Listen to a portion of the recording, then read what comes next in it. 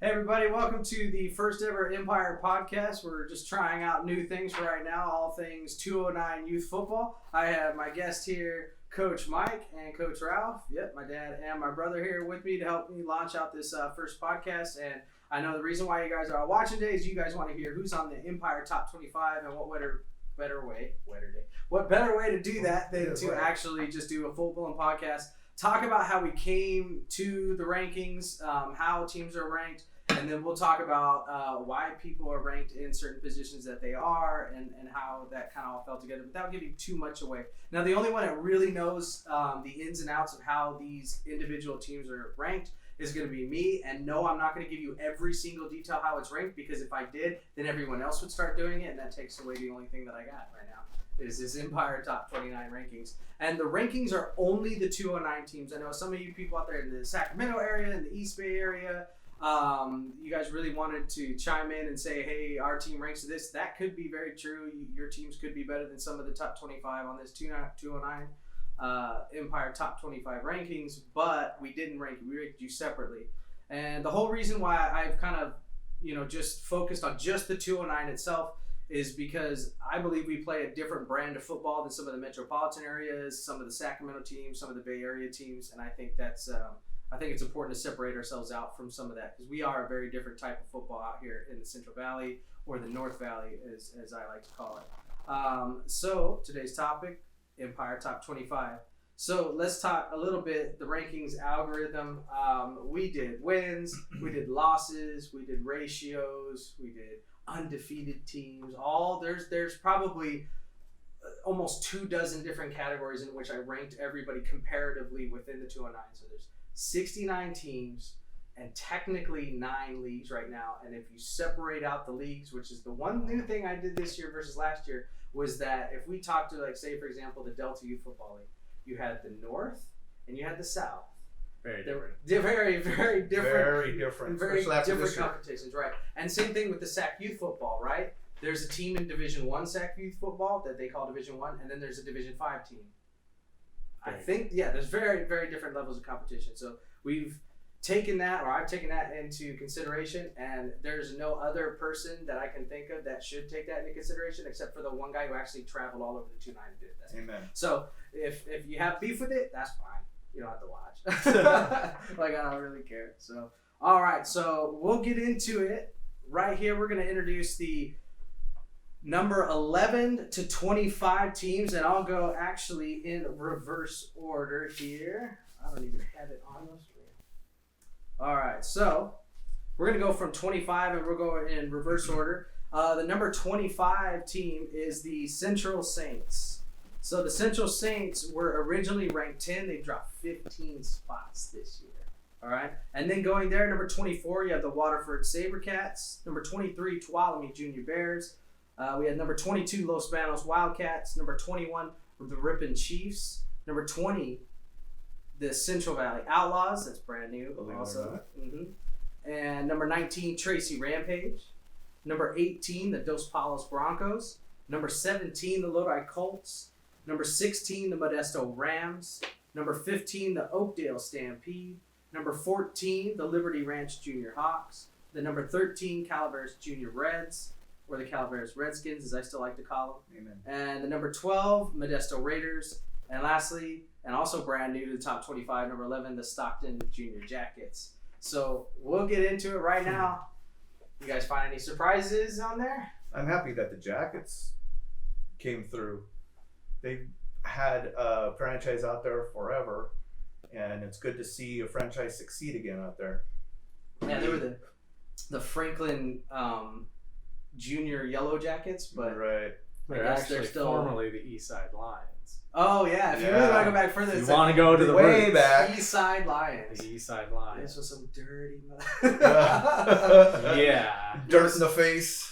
And it was all talent and no coaching. I'll say it. Yeah, all talent, no coaching, really, even back then. But they were winning championships left and right in the Delta Youth Football League back before what happened to them.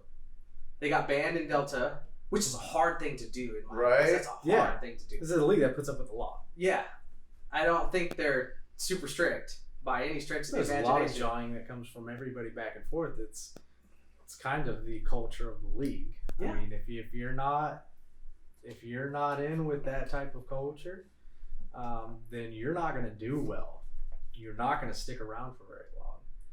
I mean, and that's just kind of the way they've always been. That's why they haven't really expanded beyond the Stockton area itself. They got kicked out from another league after that too, which finally put the nail in the coffin. So they did try to go to another league, and then I don't even think they finished that year, if I remember right. It was a long time ago, back before most of these kids that are watching We're born. like we're born. That's how long we've actually been doing those kind of things. So, but the Junior Jackets, so they're number 11, all the way up at number 11. We got to see them a few times this year, and it's mostly on the back of their 8U level.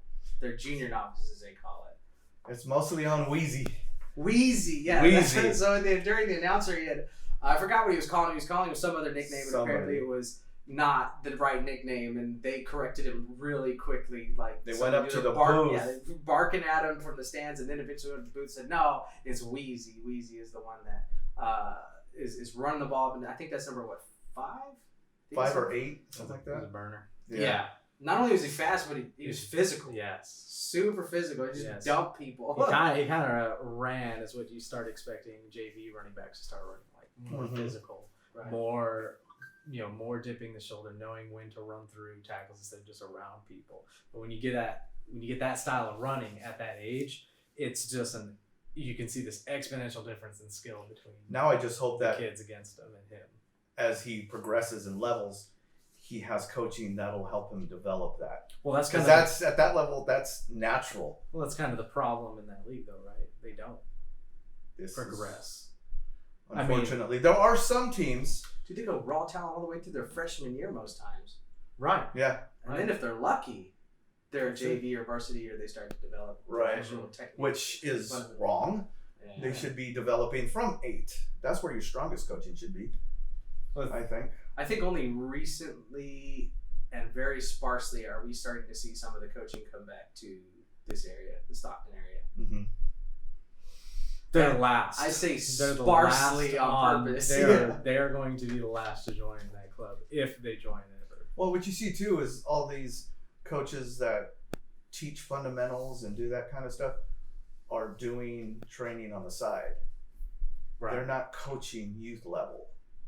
Which is sad. Which is fine. You can do the extracurricular spring training and the stuff to develop the muscle memory and the right motions that you're supposed to have for the game. But I don't think that's the problem. I've seen quicker kids make crazier moves and do crazier things physically. The problem is during the year.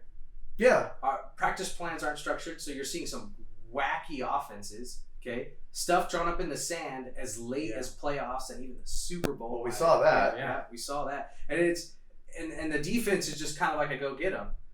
I mean, it's very rare nowadays that I'm starting to see either gap oriented. I don't know. Most people don't like catch and read, but there's catch and read is a thing. I don't even see that. They're all just stand up and say, just watch the ball and go. Yep. Yeah. So Stockton Junior Jackets down at number 60 in 2018, up to number 11 here in 2019. Mm-hmm. And if you look at all the other levels, there's only one other team that's like 500, and that's their 10U level.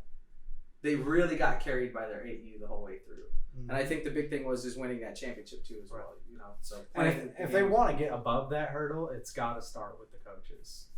And usually that starts at the high school level, the high school coach caring what the youth level is doing, because if you get that involvement in and you start getting the coaching with it, there should be no reason why a talented area like that should go below 500 ever. But that's set up for a whole different podcast there.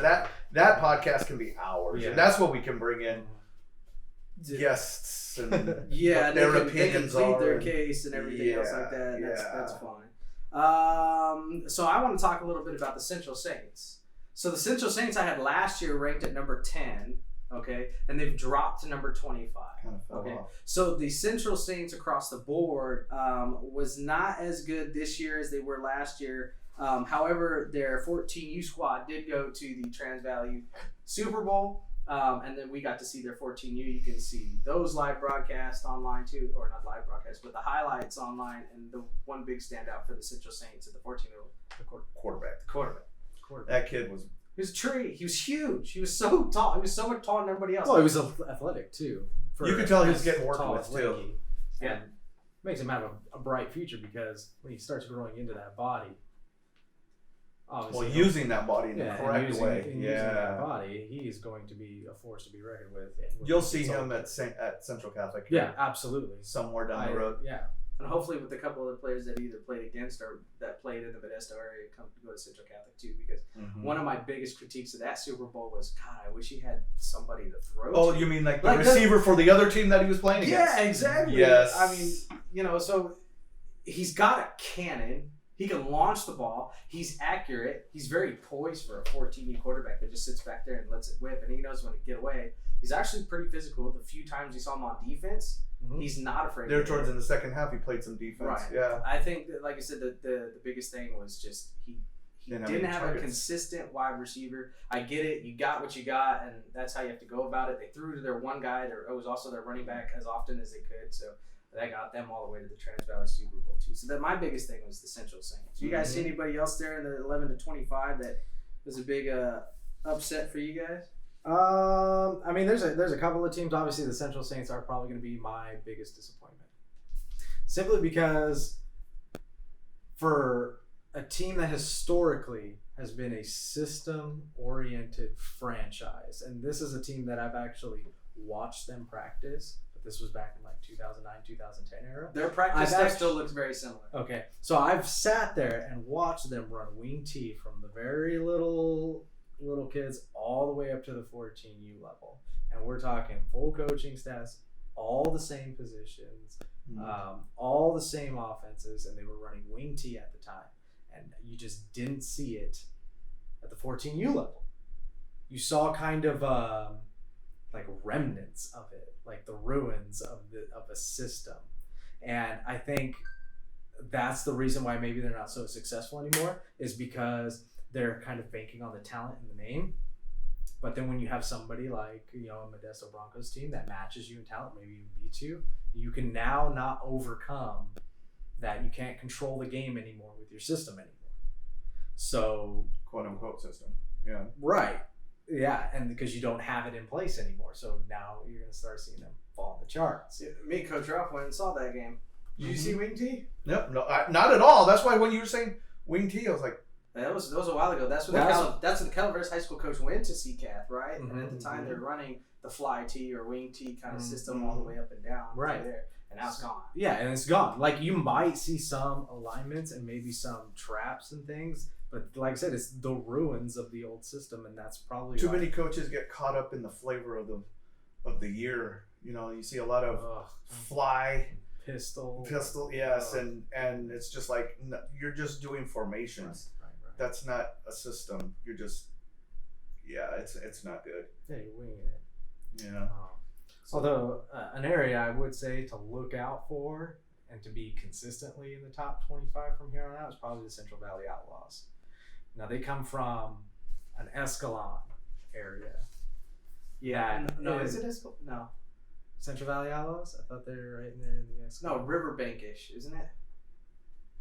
I think it's similar. Yeah, same kinds of areas. Right. It's not the Modesto metropolitan area. It's not. It's the outskirts. It's the outskirts. So you still get that really old flavor kind of football, at least as far as the attitude and the cultures around. But you still have a lot of the population to pull from to really fill out the talent of your teams. So they really shouldn't have an excuse not to be in this top 25. Yeah, but the Hezmana Outlaws, who aren't ranked on this, though they were ranked number 42 in the Motherlode League.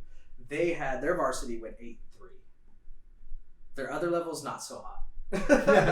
but I get what you're saying. Right. The pool area and the feeding to the high schools and stuff. Well, that whole edge area, they really kind of have a culture that I think could consistently be great. They came from the NCYFC, the NorCal Youth Football and Cheerleading, which split this year, right? And they did not do well. Let's just put it that way.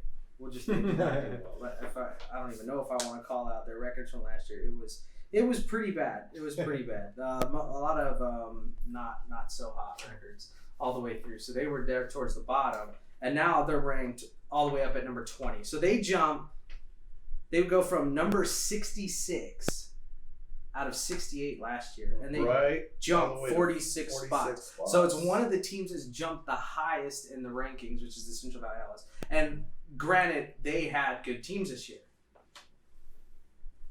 Or the league. Or was the league weak? Right. We can get into that. How long have the Central Valley Outlaws been in that league? 1 year. Central Valley Outlaws is this is their first year in that league. Yeah. And they just all of a sudden. Now they did get some new players. They did grab some new players, and I like the culture around. Just judging by being there in the stands and videoing and seeing what kind of parents and coaches are on the field and stuff like that. Yeah. I like the culture. It's that small town culture, and you get that a lot with the Trans Valley teams. You get that with the Motherloo teams. You get that with the SinCal teams. The one thing I was disappointed with the Outlaws, at least is if I had to critique the coaching staff and not just the kids, okay? Because Central Valley Outlaws did have a couple players that were out going into the Super Bowl that lost them that 12U game against the Westside Niners, who didn't rank, by the way. But they did lose them. I think they had beat them early in the year, but they had a couple big players out for the Super Bowl. They ended up losing. And I don't know if the offense was representative of what they did for the whole year, but there was zero creativity. It was basically what we call a cheese ball system, which is a snap and just go. I wouldn't say that's non-creativity. It's maybe lazy. No, it could have been out of necessity because some of their players were out. They might have changed to that system just or they had to. Yeah, or they had to because they didn't have their guy. Yes. Right. Well, I'm just saying, you can be non-creative like they were, or you can be non-creative like Turlock. And it's a completely different. Yeah, it's a different outcome. Yeah, it's a completely different type of non-creativity. But one is far more successful than the other. That's true. And you're talking about actual drills, fundamentals, techniques, repetition, get off, the little things. Even though your playbook's not big, doesn't necessarily make you not creative. Well, it makes you not creative, but there's a different focus on your offense than it is for expanding the playbook and having your kids memorize. Because if you're fundamentally sound, you can put in different type of plays or whatever and still run them well. Not just, cheese ball left, cheese ball right here. Pitch it that way, and hope for the best. I mean, you're going to focus on different things, but like what you were saying. Let's talk about, let's see, who's another one that I liked up there? You want to get rid of the elephant in the room? Which one? Number 17. Oh, yes, we'll talk about number 17. Talk about so number 17 is a Lodi Colt, so there's a lot of drama around this one. Yes. Let me break this down as best as I can. Now, this is also third-party hearsay. I've heard from Lodi Colts about this situation. I've heard from Antigua Cowboys, and Modesto Raiders, and Titans. I've heard from a bunch of different teams, and basically what I can boil this down to is, and this covers a lot for a lot of coaches, so this is my hit home, this is the politics of youth football. It was highly political. So the one thing, so the Lodi Colts, number 17, up 45 spots from last year. And that's because their varsity had won the NCOIFC Super Bowl, right? I think they completely went undefeated all the way through. Okay, we could talk about league strength or whatever like that, and that's fine. The 14U is undoubtedly good. Their 12U was right there behind them, too. Maybe not quite as good as maybe their 14U was, but was almost very as competitive. Good. Yeah, very, very competitive. Other two levels, maybe not so much, which is why you don't see teams like this crack the top 10, is because when you get the top 10, you start getting into teams that actually have good teams, mostly good teams across the board, or at least two really good teams. Yeah, it's not just one team or even two teams. Or one player. It's got to be franchise in general. So the Colts come in to the season under the Central Valley Youth Football and Cheer, which was cut in half, which used to be the old NorCal Youth Football and Cheer, which they had basically Altamont teams. Anybody on the other side of the Altamont, east of the Altamont, was the NorCal Youth Football and Cheer or Brentwood Oakley. Depends on what you call Altamont, I guess you could say. Anything Tracy and West was going to be Central Valley Youth Football and Cheer this year. So that's split in half completely. And so NorCal Youth Football and Cheer picked up B squads from like San Jose Hit Squad and some other things going east. And then the Central Valley Youth Football and Cheer stayed relatively small. Lost a few in the process, but they stayed right there. And it looked more like a republic. So every president had quite a weighted say in it. It wasn't really a centralized board. It was like a conglomerate. So it was interesting to see how this formed. Also, this is the first time that all three Lodi teams, Flames, Titans, and Colts, all got to play One together league. in the same league, and that hasn't been that way in Ever. I think the last time Remember? all Well, was when Bobcats and Junior Flames played in the same league. 1999. Junior Must be Tigers this. and Junior Flames. Yes. Right. Yes. That was the last time Lodi teams played. Yes, that was the That was last time. 2012, and only 2012. The 'Cause one it didn't year. go, yeah, it didn't even go past that. And Because Lodi they- Titans 'cause- didn't 'cause- even exist at the time. Right. No. Because then the Flames went up to, they tried to get into the Sacramento League. They didn't like that. They tried that before this year too, and they didn't like that at all. Well, that's a very competitive league right there. But Yeah, not only is it a competitive league, but there's a lot of rules and regs and yeah, the culture isn't really suitable for Lodi Junior Flames. Lodi Junior Flames is a very sensitive team. Let's just put it that way. Lodi Colts, kind of been around the block. They're a city team. They've been Titans. They found their niche in the Central Valley Youth Football Cheer, and they just kind of stayed there or NorCal and then now Central Valley. So anyway, the Colts, they get into this debacle with the Central Valley Youth Football Cheer where they had a player who quit his high school team. This is on the 14-year level. He quit. He's a running back, really good kid. Not the only kid though. I'll just say that they were good without him even. He quit his football team before the season for that squad had officially been terminated because of grades and stuff, and they consolidated teams up, which is really bad in the Stockton area. Freshman teams and stuff, they get cut off. He played for JV and then ended up quitting before the season even got fully underway, and then a few weeks later, his team had actually folded. Anyway, and immediately after quitting this high school football program, he goes to play for the Lodi Colts. There's a big stink that gets raised up about it.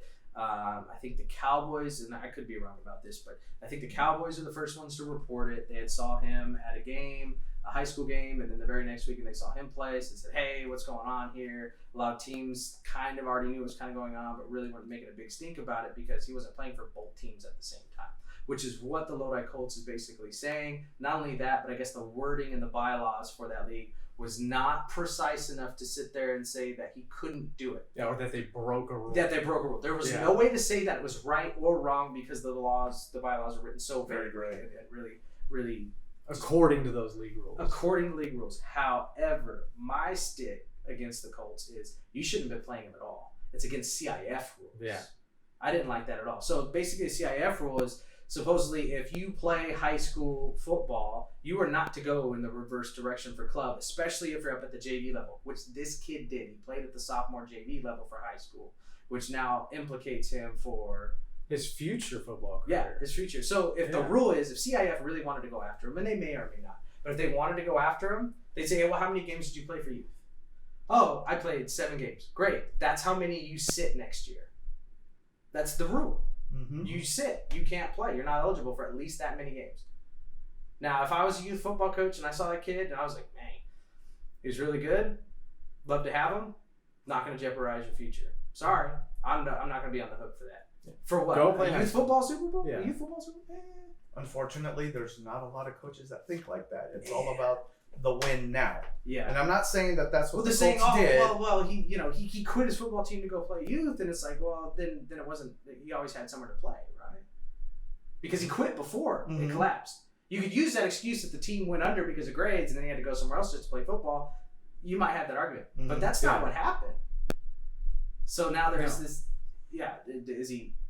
You know, I don't side with the Colts on this one. It's basically all I'm saying. It's like, I get it. You technically didn't break any rules, and if you were gonna kick them out, why kick all the teams out? Why kick That's the the whole big franchise? part right All right, there. So now we get into why did they kick all the teams out and not just the one? Yes. Right. So I'm We're sure gonna there was talk about the elephant. in This the is- room. this is the Right, culture. there's a little This bit is of when- more shenanigans going on that aren't being talked about. So a couple things about this year. We can get Mhm. into past too, but this year the shenanigans come from them not getting along with other teams.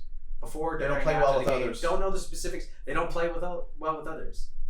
They just don't. Modesto, they got into it with Modesto Raiders. I hear other things that are unverified. I don't know, but they just get into debacles with these teams. Well, and it's- even the Super Bowl, they had lost 2 players that couldn't play in the Super Bowl because of 2 kids that weren't eligible because of something that happened the game before. right. So it's like you were saying, a culture.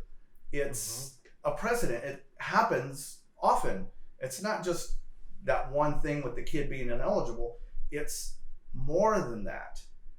And that's what's got to change. And you say, "Oh, that's unfair to say it's the culture. That's unfair to say that's a culture. That's only this year." Except for it's not only this year. Yes. Okay. As somebody who's been around that, who supported this squad too, when they had new leadership come in and everything like that, and it hasn't gotten better. I'm sorry to the administration and stuff. These are, to me, hierarchies even changed. There's been a complete upheaval of. There's a higher bar. You have to prove otherwise because you already have to battle the stigma now. Yes. Right. So, it's gonna be harder for them than any other new team on the block. Right. Well, that's why so many new teams start to come out. It's because this happened and we can do it better. No, good luck on that. Yeah. It's not, as we well know, it's not easy.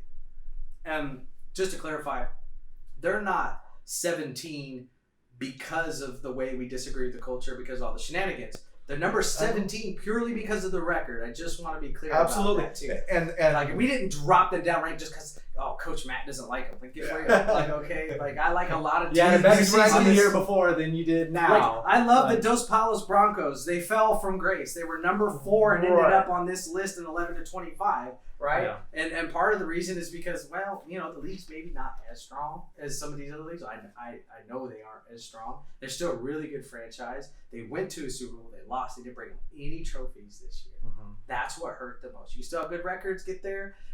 And if you're not finishing off the season undefeated, which is really hard to do, but if you do finish off the season undefeated, you get that bump. They didn't get that bump this year. Yep. And they had 2 bumps last year and 3 championships last year too. They didn't have of course you're going to be ranked that high when you bring in home the hardware. Now, all their teams made the playoffs again this year. One made it to Super Bowl, one made it to the semifinals, and one got knocked out, I think, in the first round. So, well, at least they're on the list. They're on the list. Yeah. They are on the list. All right. So anybody else in the 11 through 25 that you guys like to talk about? I mean, I know the Calaveras Junior Reds are up 18 spot, or excuse me, they were number 18. They're up 5 spots. Liberty Ranch Junior Hawks was at number 35 last year, dumped 21 spots. They're in there. We talked about the Lodi Colts. The Tracy Rampage. I do want to talk about the Tracy Rampage a little bit. Okay. So they go up 41 spots from last year. And that's in huge thanks to 2 of their teams making the Super Bowl. So you had a 10U and a 14U. The 14U winning it all undefeated. Not close. Just not close. And I know the Lodi Colts are going to be chiming in because we're part of that league. Tracy Rampage is undefeated. They win. They do really good. They had some good size. They didn't have a lot of the size on the O line that I was really expecting. That's kind of a tough thing to do in that league, but they were plenty fast, plenty athletic too. Well, yeah, I mean, you probably won't get the size, especially the local city leagues, in Stockton, in the bigger cities, until you start moving into East Bay and then further towards it. Yeah. Because you have to have a league that's kind of historically always accepted the much bigger kids, where you didn't have weight limits or you've been non-weight regulated for an extended period of time. DYFL's first year not being completely. Weight, yeah, where weight moves you up and down. Right, but you can see that it's not all of a sudden a huge jump in size across all levels. They're all pretty small when you compare to even still, yeah, a lot of other leagues. So, expect like it. I mean, I know a lot of people are like, oh, we got big kids and all this other stuff, and then it's like, well, compared to what? Like, okay, your league, yeah, you might have some big kids, but you play Manteca Cowboys. You play way bigger than all the other, and they did really well too. Oh, and you kind of live in this little bubble, right? Because you only in your league, and you only know your league. But if you've had any experience on the outside leagues, like you play San Francisco Warriors, or if you're part of the Snoop Football League, you realize that your little mighty mites at the 14U level that you actually don't even compete against a lot of these. So the Modesto, we had a comment on our Facebook, like the Facebook. Follow me on Instagram. We had a guy on Facebook say, we had a guy on Facebook say that Modesto Christian Kingsman by a large margin the best 14U team that they had that beat the Central Saints in their Trans Super Bowl. I thought, I didn't respond. I was trying to be nice because I don't agree with you, not even a little bit. I think that the Modesto Christian Junior Kingsman 14U really good. Central Saints 14U really good. Go watch the other leagues. This is what we're talking about. Yes. You guys are crazy smaller than some of the other leagues. And a lot of different leagues too play a different style of football. When we went to go see the Motherlode League. Oh man. My gosh, great coaching, great fundamentals, but it's a different style. Yep. Where if you put, say, even like the Delta League, you've got the grind 'em, smash mouth type of Motherlode compared to the athletic run away, run outside pistol offense with Yeah. Bengals or something to like that. that. It's a completely different style. So it's adjusting your players to a different style. So you can say, yeah, we're big, we're fast. If you're from Delta, we're big, we're fast.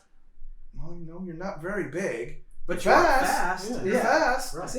Now you give the Motherlode, they're big, they're not very fast, and if you were to mix those two teams up, those two leagues, That'd be fun to watch. oh yeah, you get the size behind the speed. You're gonna see culture shocks on both sides of the Yes. Oh my gosh, yes. Mother Depending will be on who what plays did he where. say? Is he allowed to do that? Yes. Right? And then Oh. the Delta Youth Football League is. Did they bring the whole town to the stands? Yes, that or was what? just going to bring that up. When we went to the Motherlode Super Bowl, it was great. I loved it. We originally were at the Motherlode League, and when you play these teams, they bring the town. They bring, Wiping off his shirt. they bring the family, grandma, grandpa, everybody's there, and it breaks my heart when you see, say, Delta. You look at their 14U level, no matter what team it is, you turn around and you look at the stands and it's like, where is everybody? And it's sad that there's not that backing from the community for your teams. And that's in direct proportion to the culture. I keep saying the culture because when you talk about people barking, jawing back and forth, unsportsmanlike calls, people getting ejected, it happens in leagues like the Delta Youth Football League. It happens in leagues like, maybe not so much the Sacramento Youth Football League, but it's the Snoot Youth Football League, which is not part of the rankings or anything. But you see it almost exclusively. Those where all the problems come from. And then you look at the stands, you go, oh, that's why. Now we know why. That's why. Yeah. It's like you couldn't even come to probably one of the bigger moments in a kid's life, which is a Super Bowl game, where they've worked how many months? 6, 7 months? For Right. how many years in a row? And this is all delayed gratification. I know everyone's in the era of, oh, these little kids are spoiled and they get instant gratification. Okay, true to a certain point. But can we celebrate the kids that are actually putting in the work the whole year long? And then, I don't have $5 to go watch a game. You had how many months, years to actually save for this? Some of you guys know who I'm talking about as far as, oh, we have a kid that's he's never paid for football ever. The coaches or administration pays for him to play because he's damn good. Drive him to practice. Yeah. Drive him home. To and from practice every single day. That's a ton of hours that go in on top of people's full-time jobs, and you can't even make it out to the Super Bowl. Shame on you. Mm-hmm. Shame on you. You don't have an excuse. Absolutely. You really don't. That's why I really enjoyed this year going to the different games, but still in the 209, where you can see the cultures change and the support. There's even this certain team that we'll talk about later that the whole town came out, and it was just like, this is what I love. Right. And it's a totally different respect kind of for the football game. I mean, you go to a Delta Youth football game and the game ends, pick up your stuff, you leave. You go to a Calaveras Junior Reds game ends, what do? Clean up. You clean up. Yes. You grab a trash bag. You clean up. And I'm talking, this is from the smallest youth level all the way through varsity high school. Yep. You respect the You game. respect the game. You respect the game. And it sounds cliche, but it's true. But that also translates to life too. Mm-hmm. Because now the player is learning this responsibility and this respect. And it doesn't have to be to the game. It's to your parents. It's to your teacher. It's to whoever. Mm-hmm. And that carries on later in life. You get the kids that come and they go, well, who's going to give me a ride home? I need a ride home. And that's a lot. Mm-hmm. So I remember a lot of those going to Galt and to Weston Ranch on a nightly basis. Mm-hmm. for picking up and dropping and off. dropping off. For those of you who don't know the gap between, that's easily a 35, 40-minute drive between the two. And that's back and forth. They're in opposite directions. It sucked. But, we do. But it's for the kid. But and it'll show in the rankings as well. Like, you're not going to see Calaveras fall out of the top 25 very often. You're not going to see Oakdale fall out of the top 25 very often. You're going to see them consistently. They might shift up and down year by year. Oakdale dropped. They only dropped one spot. Oakdale dropped one spot, and Calaveras went up 5 spots. Yeah. But you're going to see them there year in, year out. They've been this way for decades now. And these are teams that we like to go to those games because we know what we're going into. Yeah, you know what you're going to get. Oh, going to Oakdale? Oh, yeah. I'll be there. Yeah. It's just the aura of the game.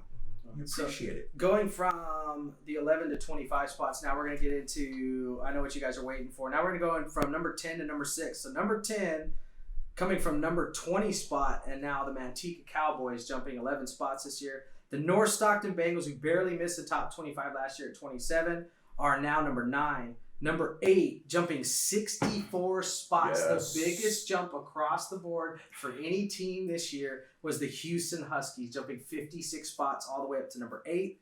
The Turlock Bulldogs jumping another 6 spots. That's the consistency part that we were talking about. The Turlock Bulldogs now number 7. The Livingston Wolves going from number 43 to number 6. And that's large part due, I think, to their JV and also other teams. Number 5, the Modesto Broncos. That's a big jump from 49, jumping up. We're going to go in the top 5. That's number 5. I already let it out of the bag. Number 5 is Modesto Broncos, and they jumped 45 spots up from 49. So not the bottom, somewhere in the middle of the pack, but they actually finally broke in, because SinCal's is a really tough league in general to play in. So just to kind of put it in there, let's see, we have one Central Valley youth football team there, that's the Manteca Cowboys, and you have one DYFL team in there, and then you have one Motherlode team in there, and then the next 3 spots at 7, 6, and 5, all SinCal. Let's talk about SinCal. Right? Now, SinCal, we kind of knew that this was a competitive league. Got no publicity, virtually none. Okay, you have great teams in there. Oakdale Stampedes, also one of those other ones. That's why your subscriber rate went up. Yeah, no, it's huge. You saw it too. I did the first set of games when I did Turlock Pride and Oakdale Stampede, and it was just like, well, people up in the stands asking, "Oh, what are you doing?" Yeah, and it's because people are genuinely interested in promoting their league, and they should be, because it's a good, solid league. They should be really proud of the teams who compete in that league. And if you're one of the top dogs at any level, you should be really proud of your team, because you're solid. What makes SinCal such a good league? Coaching. Bingo. That's a big one for me. Coaching's a big one. Oh, heck you see it on multiple teams at multiple levels. Obviously, we already talked about Oakdale. They run the same thing from the little guys all the way through high school. And it shows, because Oakdale is what? 1 game away from state right now, and they're former state champions. Well, they're playing tonight. Yeah, and it's because they got the same thing being taught to a 6-year-old as when a kid finally turns 18 at the varsity level. He's running the same thing. They could do it in their sleep. So imagine doing something for 12 years, how good you can get at it. Right? I figure. And being taught the same way, though, even. Right. It's just, by the time you're done with youth, okay, you've learned. Now you're refining when you get up to the high school level. Now you're saying, okay, good, you know how to do it. Let's fix this. High school coaches would love to say, I am refining their abilities. I am polishing their tackling. I am polishing their catching. I'm polishing their throwing at a freshman level. That almost never happens. It's not happening in SJ2A. It's not happening in TCal. It happens in the VOL. Obviously, they have 3 teams still in playoffs. That's because, I'm almost positive, it's because all those high schools are involved in their youth programs. I would say it's obvious because you can see it. Yes, it's the same exact system. I don't know so much anymore. It used to be, but there used to be some Delta teams that had that, and it showed. Their youth program was always successful, and so was their high schools. Yep. Not so much anymore, and I don't know if it's the disconnect's gone. Yeah, and it's a recent disconnect too. I would say it's super, super long time ago that was a thing that Yes. happened in the DYFL or whatever, but Yeah. that's pretty recent. And when I there was in used to high be school, it was still going on, consistently and even a playoff afterwards. team. Yeah. So it's so the big props is to Manteca Cowboys finally breaking into the top 10. Mhm. They were number 20 last year. They had 3 representatives in their Super Bowl this year. I think they came away with 2 of them in the Central Valley Youth Football Team. They were big. They were way bigger. Okay, they were big even compared to other leagues. Like not bigger than other leagues, but I would say they're the right size even if you try to take them into another league. The one thing that I think was really missing from the Manteca Cowboys, and this is not taken away from all the things they did great, was that who's the burner? Yeah. At any level, tell me which one you're like, damn, that kid's fast. None of them. There's speed, don't get me wrong, but there's not that. Wow, he's fast. You see that in the Delta Youth Football League. You see that in the SAC Youth Football League. You get glimpses of it in SynCal, right? I don't see it. And it could just be an off year, but honestly, like They did better than last year. Yeah, They had returners. They had Empire kids on there too. right. Wink, wink. Right. So I mean, is this just a good year for them, and that's why they broke into the top 10, or is this something where they're another team where like, you're not really surprised to see them in the top 25, but this is a good year, but you probably never see them in top 5. So let's phrase it this way: from number 20, jumping to number 10.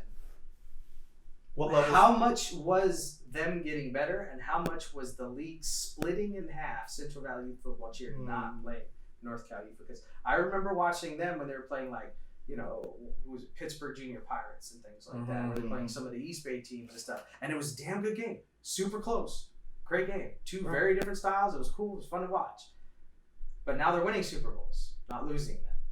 Is that because of the league split, or is that because they got better? A little bit of both. It's a little the franchise too. Like you have to look at the lower levels and how they did, and then the upper levels and how they did, and see how consistent the franchise is as a whole.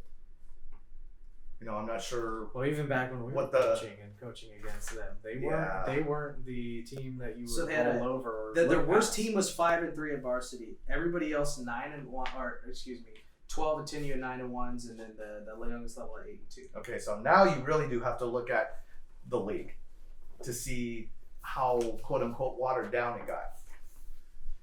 When we go to 2018, you see, let's see. I have to go back up to the NCYFC. Sorry, because it's split. Yeah. There's 7-2 varsity, 7-2 JV, 8-1 at the 10U, and then 8U was 3-6. So what happened to the 12U team that went up? Maybe they're just young this year. I don't know. I know that they were a little more competitive. I think the record gave them credit for, but I think the split had a lot to do with it. As far as finishing off the season with the Super Bowl. Because I don't think you win 2. I think you maybe win 1 if you're NCYFC and everybody. And who knows if that league's going to stick around even 2. It changes year by year, yeah. Really, I don't know until about May runs around and I actually start getting the schedules together and I actually start picking around at who's going to what. And even then, it's not till like June or July that teams finally get solidified into a league because they jump from league to league even that late. Yep. Before the season even starts. They've already had plenty of signups, rosters are filling, and they're switching leagues still. It's a crazy thing. Any other surprises or disappointments going from number 10 all the way down to number 5? I mean, North Stockton Bagels climbed up in there. Historically, they've always been really, really talented, but don't bank on it next year because it's always a roll of the dice with that franchise. They'll sometimes have really good teams, really talented teams, and then the next year, not so much. But that's kind of the Delta League way for a lot of teams, is they're really good at some levels because they got a couple of kids who are just dynamite, and then the next year, of course, they'll move up a level, they go on to high school or whatnot, and then they don't backfill it. They don't have that system kind of feeding into the upper levels. So you get this boom bust cycles. Which is crazy because the Bengals are usually decent. You can always say they're at least one of the top teams in the DYFL, and maybe sometimes in the top 25 and sometimes not. And then what's Bear Creek High School doing? That program's been hurting for years. Yeah. It hasn't been consistent. How do you do that with such a good youth football team? Like, what the heck? So part of it is, too, because the Delta Youth Football League is so tightly packed together in the Stockton area, primarily the Stockton area, that they could just jump from team to team. So this year, boundaries weren't a thing because they weren't enforceable. First of all, let's get real about that. Okay. You can't enforce them in high school. How are you going to enforce them in youth? Exactly. Yeah. And another thing too is teams were getting banned from postseason play just because they caught the one kid that wasn't at the address that they said they were going to play for. When it's really, let's get real, half the kids in the Delta Youth Football League aren't abiding by this rule because they put auntie or uncle's house as their primary address just so they can play for a different team because they don't want to play for the other team. And that's the way it should be, in my opinion, because if you don't like what the coaches are doing or how the program is run or how much playing time your kid's getting, whatever, you should have the option to go wherever you want. But that's where I think you get these huge spikes and dips with these teams is because all it takes is one not so happy year for a parent to go from one team down the street to the other. You have a coaching change and or kids don't like a certain coach. Franchise gets really uniforms. Oh yeah, even something as simple as something simple as that. Yep. Yeah. No, that's exactly right. I liked watching the Houston Huskies. And, you got to say it right. It's a Houston Husky first down. Yeah, but I can't do the high pitch thing. Oh God! Houston Husky. It was funny. But the thing was the whole stands did it all night. And that's that culture we were talking about. Exactly. I mean, if you're a kid on the opposite team, like say you're a kid from the Delta Youth Football and you're that coach that's like, yeah, I'm going to go play a Motherload team. I'm going to go smash on the other youth football. Okay, you're not playing just the kids. You're playing the crowd. The home field advantage is huge in the Motherload. It's huge in the SinCal. DYFL, it's like hopefully we have peoples just so we can have enough coming through so we can charge the gate so we can keep this going. Right? That's the way to. Okay, when those kids see the opposite sidelines just dwarf yours, it does something to you mentally. It really does. And then it gets loud. Well, and it's respectful though. Yes. Well, there's a definite culture shift. So if you take, a Gold Country kid and you move him down in the city leagues, he's listening to music that he has been told is not like. That's a different. You should, culture too. It's got cursing it and all this other stuff. But if you're a city kid and you've never played up in Gold Country, you could be totally culture shocked as well because you can come in and they will line the entrance with Harleys and they will bring out the opposing team and they ride around that track with their Harleys and everything and they have their music blaring and then you realize you're not home anymore. Nothing is familiar. So it's amazing and they're not even that far. We're talking just a 45-minute drive at most and the culture shifts just like that on you. That's a big one. That's a huge one. So Houston Huskies, 2 Super Bowls in the Motherload. So that's why they jumped to number 7. So the Livingston Wolves, that's a big one. So if I go down to Livingston Wolves, we're down here. They went up 37 spots. Yeah. They were number 43. That's right. So they had a 7-5 team, 10-3, 8-4, and then 5-5. That they didn't really keep track of the little guys as much as some of the other. But the Livingston Wolves, a big time 11U team. I loved watching it. Now I didn't get to watch them up until the Super Bowl, but I knew they were nipping at the heels of the Turlock Junior Pride, who did really well too. They were in the Super Bowl together, and I was like, why? All I want to know is why. I don't care about what people are telling me. I want to go look at it. So the one big thing to me is the Livingston Wolves 11U. They throw, and they throw well. Quarterback, he's nimble, a little tall for an 11U kid, can fire the ball, can put it on the money, consistent, poised enough, and knows when to get out when you got to get out.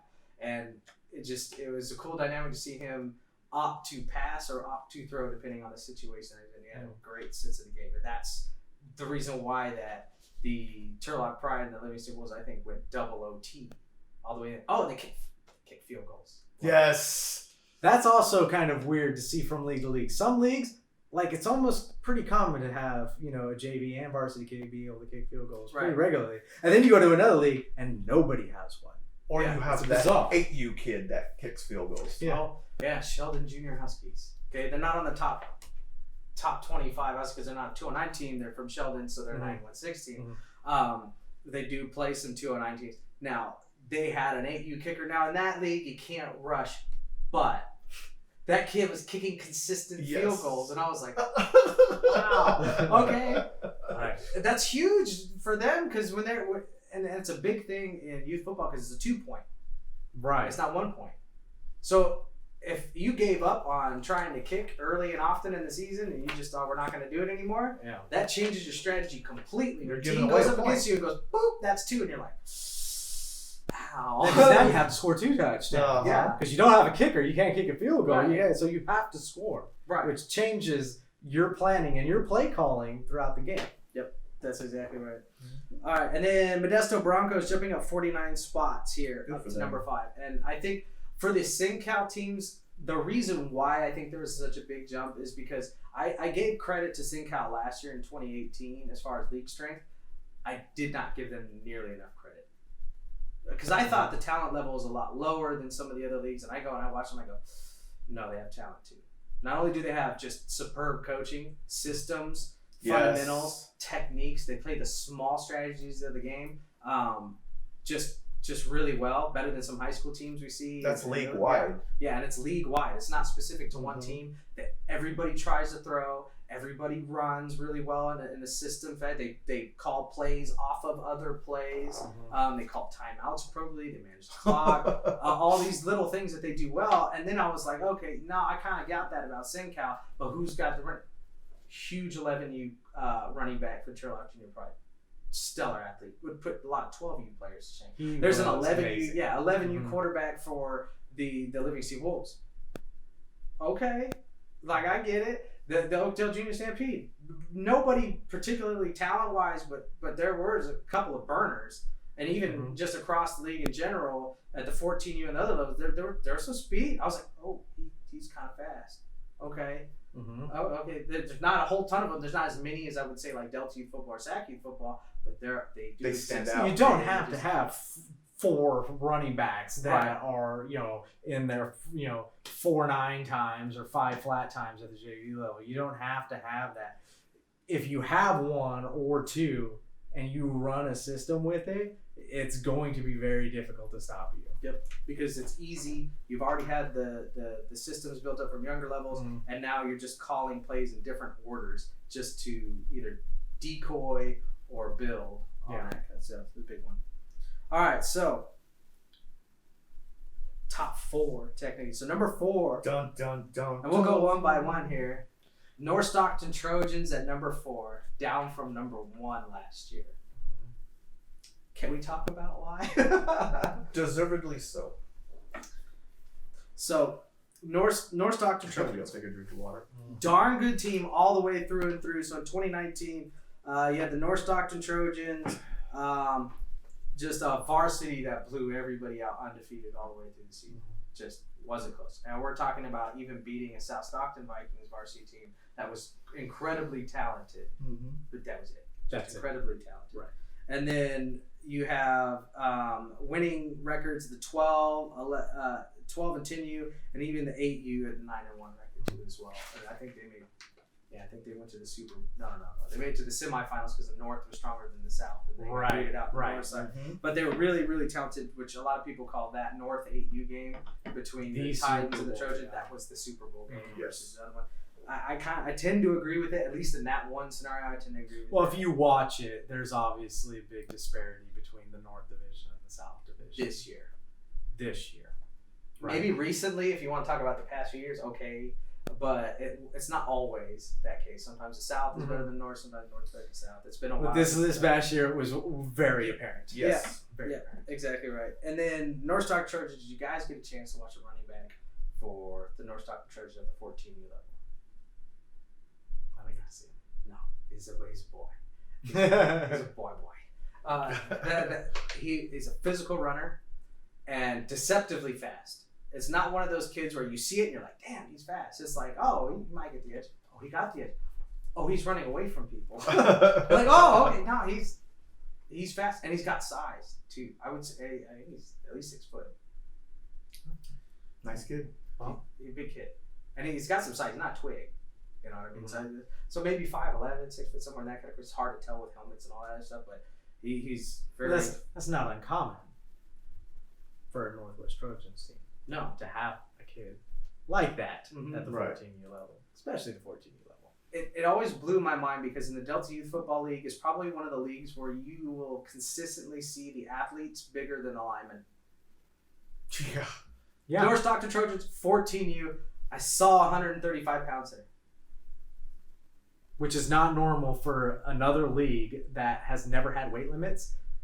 They Yeah. are going to put that kid out at wide receiver because they're like, I'm there's not no saying he's way- a bad center. His Yeah. snaps were consistent. You could get on a block, but man, you move him to sack youth football, and then all of a sudden he's got a 300-pounder in front of him. He's probably not going to do too well. And then, like you said, it's that years and years and years of having weight restrictions in the Delta Youth Football League, and then it just kind of, yeah. So But even if you move them up into the, up into the foothills or something, sure, those kids aren't pushing 300 or anything, but they're taller too, and they're like 150, 155 pound line, right. And they're noticeably larger. Cornbread big. Yeah, the Yeah. Trojans line average 5'6". Yeah. I was just like, dang. And I was talking to the Dublin's coach, and they did really well. They got some really big athletes. Same issue: small linemen, tall athletes. I don't get it. I get placing them in the right spots. You did a good job with that. Where is the beef? Yeah. The line Yeah. is not there. Like, you need to start going out and grab, because they were told for a long time that they couldn't play football because they were too big, and it's not the case anymore with some of these rule changes. Go recruit your big guys. It will pay off dividends big time. Moving on to number 3, Cesar Chavez Junior Titans. Big jump from number 19 up 16 spots going to number 3. And they dubbed themselves the new Kings of the North, if I have to make a Game of Thrones. But they said they are now the new Kings of the North in the DYFL. They're the team that had the most Super Bowl contenders, all right? And I think they had they had Super Bowl winners. I think there were, what, 3 or 4 of them? Or no. I could be wrong. I think they won 2 of them. They won 2 of them at the 12U and the 10U level, both at 10-1 teams. Yes. So they did drop a game, but and then their 8U level was 8-2. Right. Yeah, and their varsity wasn't like the worst. They're 4-5. But that will just continue the trend that we see in a lot of these levels, because what's the high school doing? Well, damn. Yes. impress me again next year, and then I'll be a believer. Right. I'm not sold. Yeah, because last year it was all Trojans. Right. They were number 1 wiped in all the levels. rankings. That's why I'm saying, Yeah. be consistent for at least 2 years. Then I'll start to look at you. Yeah. Right now, I'm just like, okay, good year. Right. Now see what happens And next year. congratulations on a good year. Absolutely. It's awesome for a franchise to have that many levels do so well. It's another thing to keep doing well year after year after year, because then you build this culture with its own, its own little staples and morals or whatever. Like, if you're Oakdale, it's one city, one team. You'll never see another Oakdale team because they just are 100% sold on their program. All in on their program. And the Chavez Junior Titans, like I said, that's a jump, 16 spots. So they were ranked last year. It wasn't bad. But they have been improving little by little every single year to get to this point thus far. And I think now they're going to find themselves they're in new territory now. Now they're the hunted. Yes. Now you got the target. Now they have something to defend rather than go get. Yeah. And right? it's It's easier to chase than it is to defend. It really is. And I think, don't get me wrong, I think the Titans got the talent to do it. I think that there were flashes of the system in there a little bit, at least from the coaches. It wasn't consistent across the board. It wasn't consistent from game to game. But if they can solidify systems and the coaching can step it up another level, they'll stay top. So that's what the franchise needs to do. Is they need to all coaching at this point. They need to get all the coaches together and come up with a cohesive system. You can adjust according to level, but you're all should be running about the same thing. That's where the high school comes into play. That's what I was going to say. I was like, then whose responsibility is Right. that? That's when It's the high school comes into play. Like I said, let me help you guys out. How'd they do? Well, how'd they do? They haven't been doing well. Right. There's the disconnect in the DYFL Exactly. and the SJ2A and TCAL. So it's not there. Right. It's tragic too because you have some of these really good athletes coming through the DYFL. Like no joke. Well, look at who's made it into the pros. The big scapegoat here, and they use it a lot too when you talk about high school football. With where do these young kids go? They don't go to their high school. They go to St. Mary's. No, they don't. No, they really don't. Like not all of them. Look, some of them, and, but not all of them. And all a lot of props, them you come know. from the junior Rams. Look at how many pros Edison has produced. They have that stigma. And they were South Stockton Vikings who went up and then played for Edison in South Stockton. And they didn't go anywhere. Look at all the. Where did Raleigh play? South Stockton Vikings. Right. Now he's Edison varsity. Yeah, right. That's the way he needs to stay for sure. Yes. Yeah. That should be the goal. You should be competing for the kids, but really, you should have the home field advantage when it comes to recruiting them kids in those youth programs into high school. Especially if you're a varsity high school coach and you make your presence known into the youth football program, they're going to look at you as like the place to get to. They'll want to go I there. can't wait You don't to have play to for ask this them to guy. come. Like that's kind of what you want. You want that inspiring like push. So we have the number 2 team now. We're going to get into this. And these top 3, 4, 5 spots. Really close. And yeah, exactly. This is really close. So this is the closest it's ever been. 2 years I've only done this, but this is the closest compared to last year. Ever. I will say that, but I will say this: it is so much closer between the number 1 and 2 spot last year. So between the number 1 and 2 seed last year, there was more of a gap. Yeah, because Trojans won 3 out of 4 Super Bowls. Yeah. And even their 4th squad, I think, was in the Super Bowl, if I remember right. Yeah. So there was such a huge gap, right?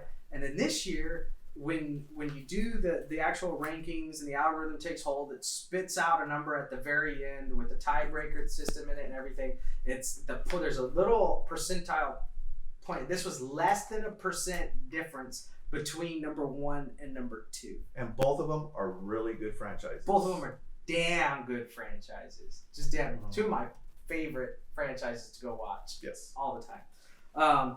So I'll just say it. I'll say it at the same time. I'll give you number 2, and then I'll give you one. So number 2, Turlock Junior Pride. Number 1, San Joaquin or St. Mary's Junior Rams. Yes. Now, let me throw it out there. So the Turlock Junior Pride, they have 3 Super Bowl winners, and the St. Mary's Junior Rams have none. What? Okay, that's gonna be a that's gonna be a subject. I know that's gonna be the hotly contested thing. It's like, how do the Rams get the number 1 spot with no Super Bowl wins? Well, even that's the Super Bowl. Oh Rams. yeah, we can even talk about the 14U game or just the whole Super Bowl for SYF. Yeah, and it's because there's controversy and now, and I don't factor in controversy. I know people are like, right, you're biased. Okay, last year when or at the beginning of the year when I published the 2018 report, oh my gosh, the Junior Rams hounded me so hard for giving them the number 2 spot for number 1. I was like, you got 2 levels that were meh. You know, they were terrible, but they were okay. And then the other 2 levels, definitely really, really good. But Trojans had 3. You had 2.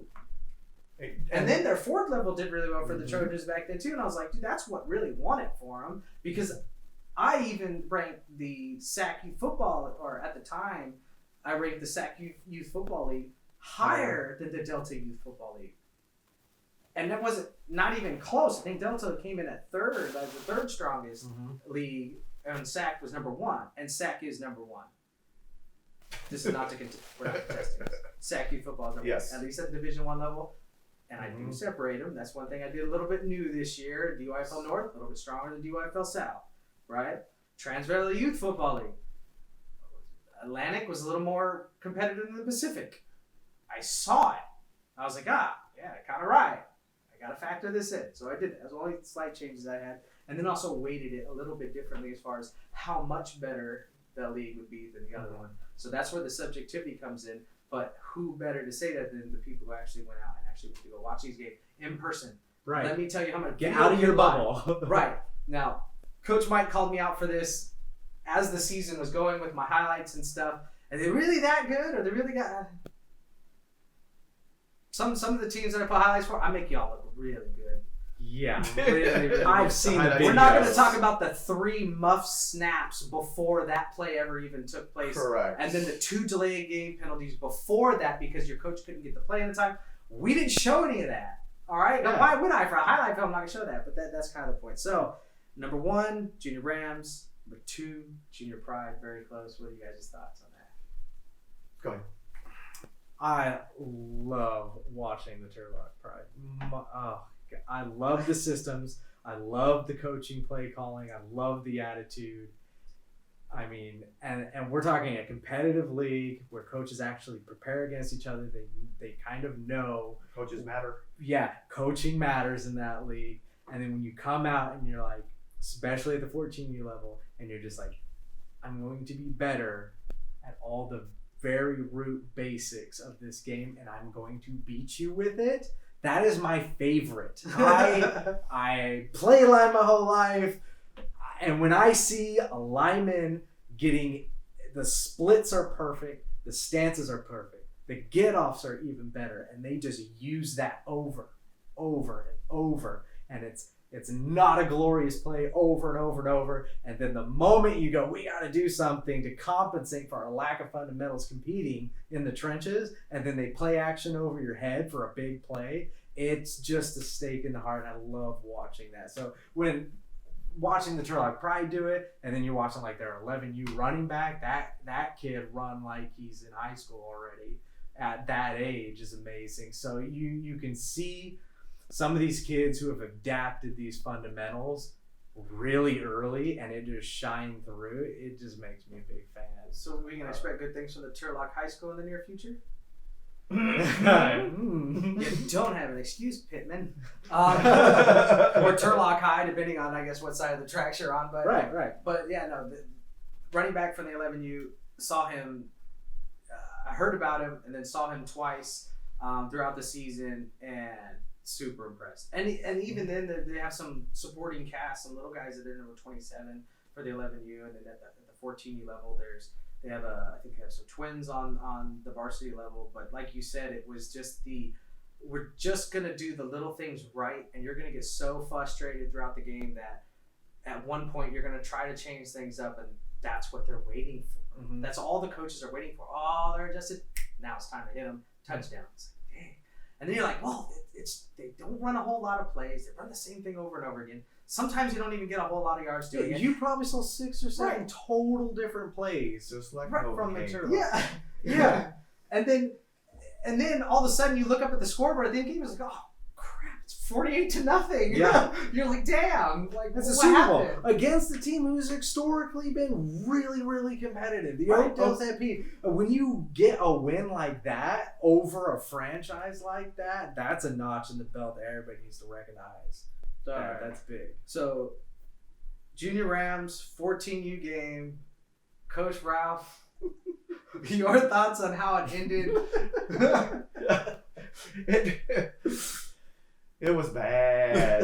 It was just bad. For all of you that saw the highlight video, you saw how it ended with bad boys having to be escorted out. That was terrible.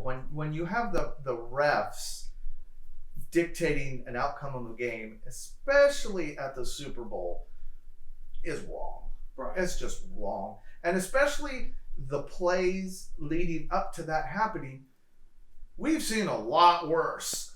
Yeah, granted there was a scuffle, there was some pushing, there was some yelling, but it wasn't anything. No, bad. It was a hotly contested Super Bowl game, and it was a good game the whole day. Too. Yes, it wasn't even. We're not talking about the Junior Rams. It was hotly contested all day. So for those of you who don't know, the 14U game ended, and basically that was like the climax of the entire day, not just the game, but the climax of the entire day of how it was going, where the refs were making questionable calls, and you could see it happen in increments where people started like wincing at these calls, and then getting disturbed and walking away, and then 12U game started barking at the refs because this stuff was going on, and then the 14U game doesn't end. It ends in the third quarter as a tie, 25-all, Junior Rams, Junior Huskies.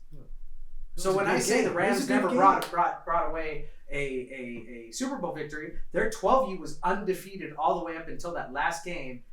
And go back and watch the highlights. Some of those touchdowns that are on the highlights did count. Yes. All right, big guy running down the sideline didn't count. Never stepped out. Right? There's two separate highlights in there where it was visibly crossed the plane as a runner. Yep. And didn't count. That's all on the refs being out of position. Right. And it was frustrating, and even that, I think what saved the Junior Rams in the end, as far as being number 1 and not being number 2, league strength.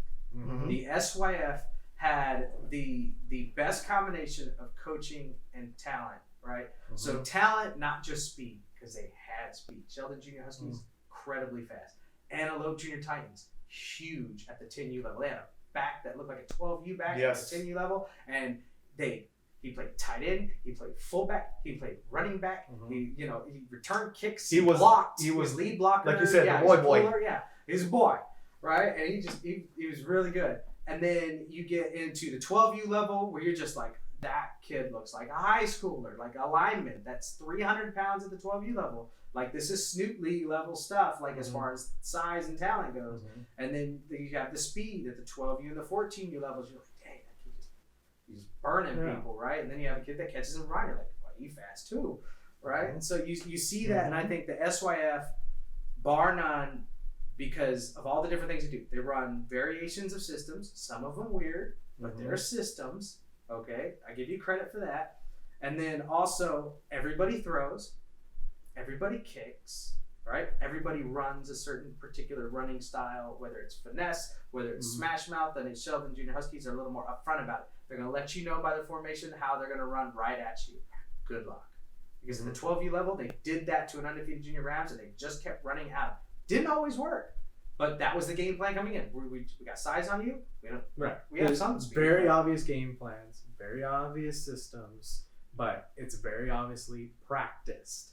And that's the difference between coaching, like a league like theirs, and something like maybe like the Delta, where week by week it's something else, and it doesn't even look practiced half the time. And so that's why that league is so successful, and it's tough to get into that league because they just don't let anybody in. So, a lot of rumors of people shuffling around and new leagues, new teams, all this stuff. The same thing you get every single offseason. We'll see what happens. There's a lot of people say, oh, I'm going to start my own team. As somebody who started his own team, be ready for another full-time job. At least another full-time job. And you better have another job on that to fund it all. Yeah, funding, getting the help is tough. For those doing leagues, same thing.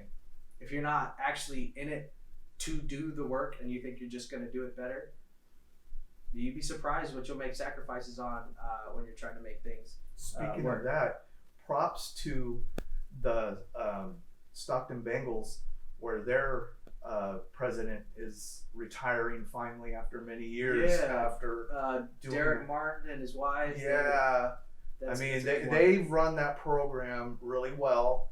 I mean, teams have come and gone or whatever, but as a franchise as a whole, it's been around for a long time, and they've done very well.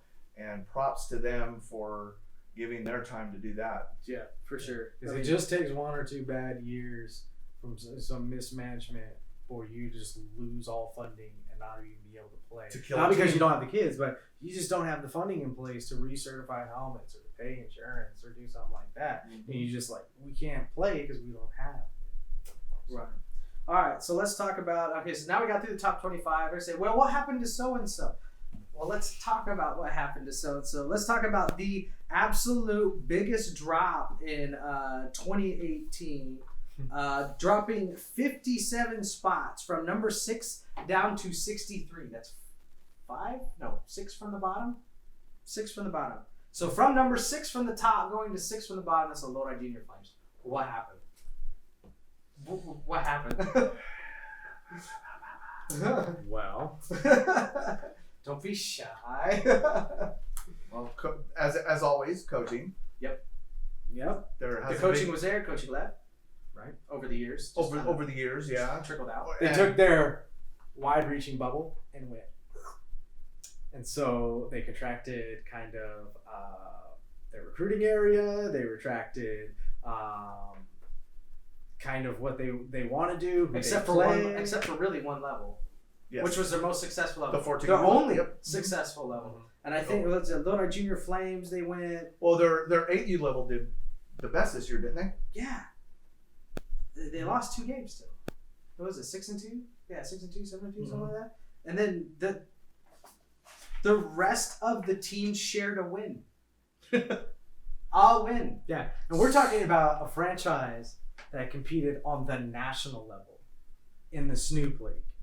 That's Less tough to do. than 5 years ago. Less than 5 years ago, you go from the top of the top, like going and playing the best of like Bay Area teams like Palo Alto and absolutely destroying them. Well, you need to explain Snoop League though too. That's an ultra competitive, no weight limits. If you want to see truly the best talent that's around, it's the Snoop League. Yes.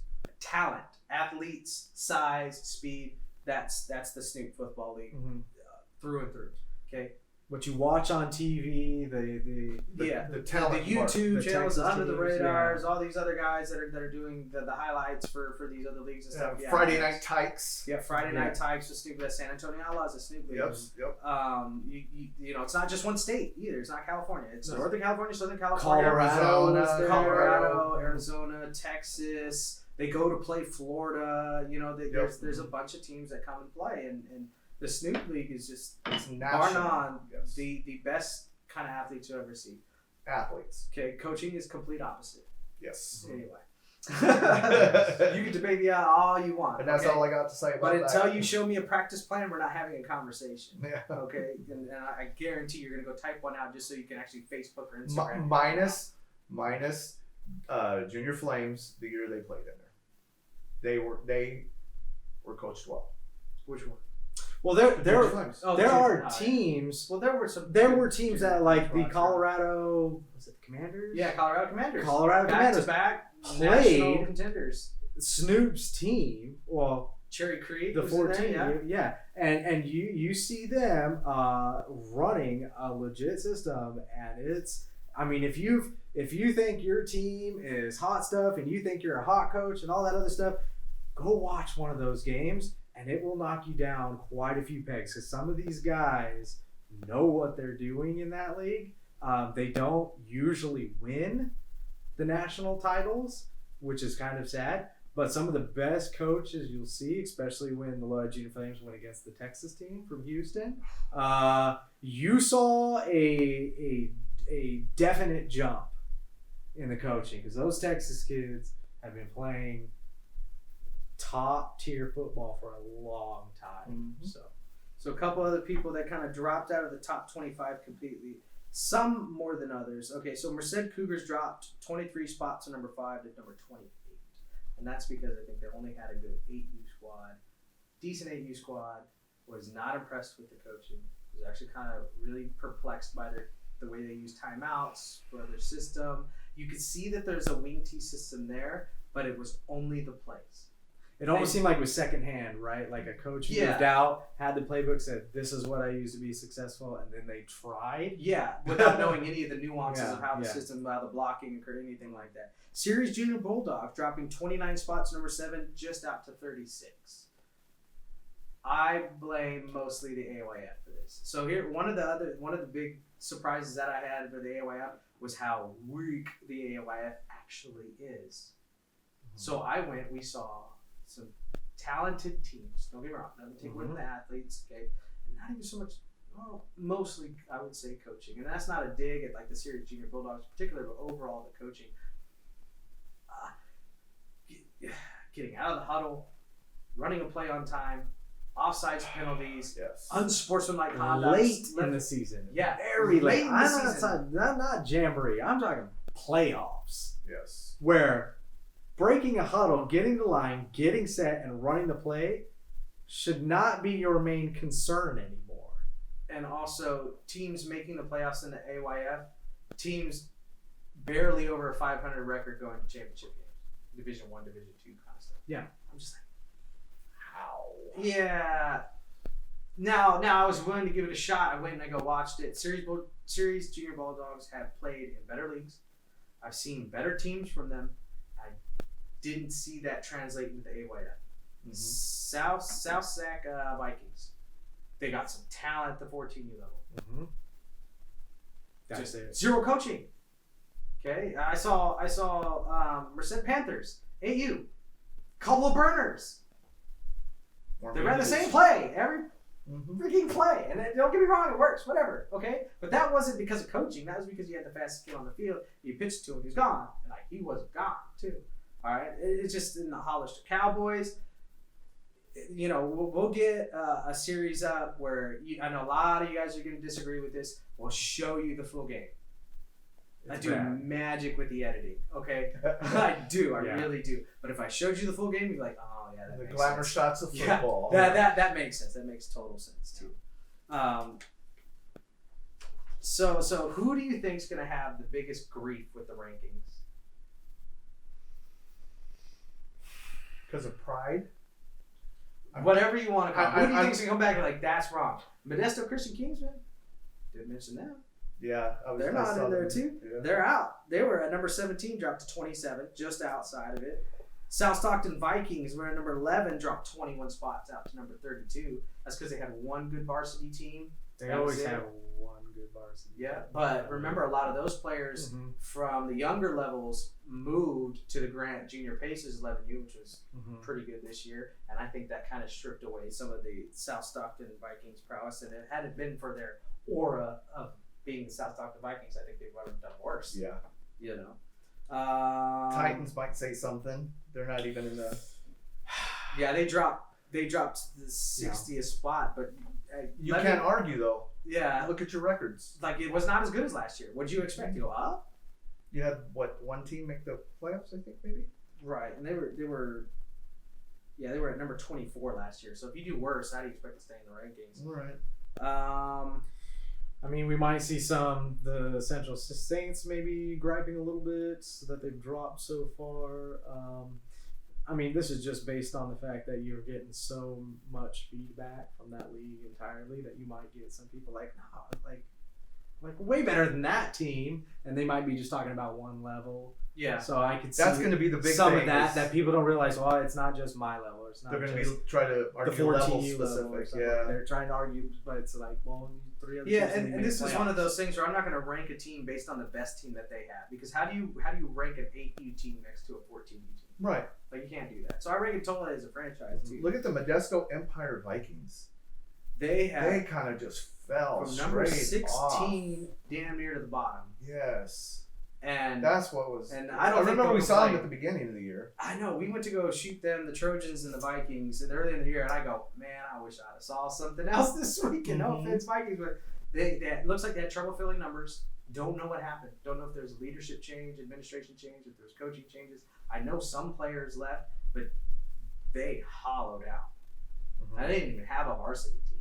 Yeah. Oh, that's right. I remember that. We went. So it makes you wonder if there was another team that had came in that pulled them away, or another team that pulled them away. There's other Modesto teams. Right. There's a lot of Modesto teams. I think maybe like Rip and Knights, you might hear something a little bit from them, because I know before we had our league's way stronger than theirs. Are you kidding me? And you know what's funny is I went in to watching that Super Bowl. I was excited about that Super Bowl, and I was like, yeah, I'm gonna go watch that Super Bowl. So we went. We didn't see the Saturday game, which was only one Atlantic team, right, at the JV level, right, which is supposed to be the better league, and then they had 2 Pacific teams at the other levels. And then I went to the Sunday one where they had 2 Atlantic teams and then 1 Pacific team, and I hadn't been so disappointed all season watching that transfer. And it's not the way it's run. It was run really well. The coaching was okay. The talent level is actually what kind of disappointed me the most. I saw he's pretty big. He's okay. You know, we saw this kid, the 2 standout kids, were both from the 14 level. Modesto Christian Kings were number 5, that wide receiver, had the best catches all year. 3 of them in one game when it counted. Absolutely put the game on his back, won. Stellar. But he was like 5'6". right? I don't know how he did it. I don't know how he had him jump these guys, but you know what? The credit. He was came up down to- with him one and way then, or another. And then the Saints quarterback. That was it. I can't tell you much about talent from the other levels because I didn't see it. Rippin' Knights included. We saw them at the younger level. It's like, okay, I see the system that you guys are trying to run. This is a boring game to watch. And this is coming from a coach that loves 3 yards in a cloud of dust. It wasn't that. Yeah. It was. So No creativity. Yeah. which is weird because we have a high school team from Ripon that does well. Ripon just not Ripon Christian. Well, Ripon did win tonight. Did they? And I saw it from the shout out to the Throwback channel. Coach The Andy cutback. and Coach Horse. Is it Cutback. Oh, The cutback. The cutback. The channel. cutback. I got you, coach. The cutback channel. All right, Instagram, Twitter, those kinds of things. Like they follow high school, and Ripon just edged out undefeated center from Sacramento. it's huge. Yeah, that's a big deal. All right, and you can kind of see like these small Ripon teams. They're usually pretty good and they're pushing up, but at the same time, Ripon High School is Division 5. Something like Yeah, that. something Yeah, it's not a high division, and I totally get it, but Well, Ripon Christian I think was 5 because they were supposed to play Calvaris and that whole deal. that whole deal. So we're I mean they are smaller towns. They're smaller towns, I like smaller How many competitions, draw? smaller schools, but they compete at a very high level. Why? Culture. Culture and coaching. Yep. That's a big thing too. And then for a lot of the Sacramento teams and for Bears, why don't you rank us? Why don't you rank us? Well, how are you going to rank a team with over 1 million people in your city compared to Ripon Christian who has 20,000? Maybe. And there's 2 high schools there? And there's 2 high schools. And the stadiums are right next to each Yeah, other. They literally share a fence. Yeah. Like, that's why we don't rank you guys. Okay, if anything, yes, you should be ranked higher. You should be ranked better. You have 1 million people. You have no excuse. So when you suck, what? Right? Because you went against, what, the other 1 million people that are from the town next to you? Or whatever? I mean, like, yeah, it's just the talent is so consolidated there that you literally put a pop-up tent, you can have a football team. Mm-hmm. Maybe not a good one, maybe not a really well one. I totally get all that. But you have such a large consolidated pool that there's really not an excuse for not having the talent. Right. Therefore, when you have the talent and you don't do well, who are we supposed to blame? So why do you think I dog the Snoop League so much? Because a lot of these teams come out from these really big metropolitan areas. And then you lose to Fairfield? Right. Fairfield's what? That like was maybe great though. 250? No, loved not I don't even think it's that much. Yeah, it's I think they're smaller in Stockton. I mean, But but Fairfield was a great game. Yeah. That was a that's great 10U, game. and I think they're doing well again this year. I think it's their 12U that's Yeah. going deep in the but playoffs. Fairfield should not compete against the greater LA area. That's true. You shouldn't. You just shouldn't. It shouldn't compete against Houston. Like, there's no excuse. You have millions of Lodi people versus to Houston. Lodi have 50,000. Yeah, Versus 1.5. Yeah. Which is why it's like, oh, we're the best team in the Bay Area. It's like little Galt at one time went to Palo Alto and spanked you guys. I mean, there's not really an excuse there. So. St. Mary's, not the high school level, taking it every year to the Yeah. playoffs and everything is. You're in there 250,000. That's the larger metropolitan, largest metropolitan area in the 209. Yeah. Largest city. So, Modesto is probably right there too, though. But we have a lot of Modesto teams too. All right, so next up on the podcast, we've already had a bunch of people kind of reaching out. 7-on-7 coaches, right? Maybe we bring 7-on-7 into it. We got other guests, other coaches who I know are going to want something to say about it. So at this point, if you have something to say about it, reach out. We can sit you down right here and we can talk it out. We could definitely, if you bring up good points, you bring up good points. Maybe I adjust my rankings. Maybe I don't. It's just the way it is. And also, what do you guys think? What are some good topics next time we talk about? We also talked about best players at their age groups, right? What else are you guys thinking? I'm thinking that we go over some of the system differences between each league. There's a clear-cut difference between league and league. I mean, it is a black and white difference a lot of times. Looking at the leagues and Yeah. see what the differences are in their systems and athletics, how they differ, stuff like that. Yeah. Something like that. that maybe draw some correlations between The youth success Mhm. into high school success. Because Definitely. there's definitely We'll break down the game film. Yeah. We'll do it that way too. But once we have the upgraded to the system all the way around here, like I said, it's very crudely put together, but hopefully you guys enjoyed it. So make sure you guys subscribe to the YouTube channel. Big thing for us is just to hit the subscribe button, hit the alert button, so every time that you guys, every time we have a new video that goes up, you guys will be notified, because subscribing doesn't do that, but the bell notification does. If you guys click that, you guys get notified as soon as that thing goes live. You don't have to wait for my Instagram post. You don't have to wait for my Facebook post. I hate using Facebook in general, but I got to use it because I know a lot of you coaches love using it. I get it for the whole groups thing. And then Instagram's a big thing. I'm looking to try to get the Twitter thing live for next year, and a lot of other good things coming next year that we'll be announcing very shortly. So make sure you guys stay tuned for that. And as always, thanks for watching.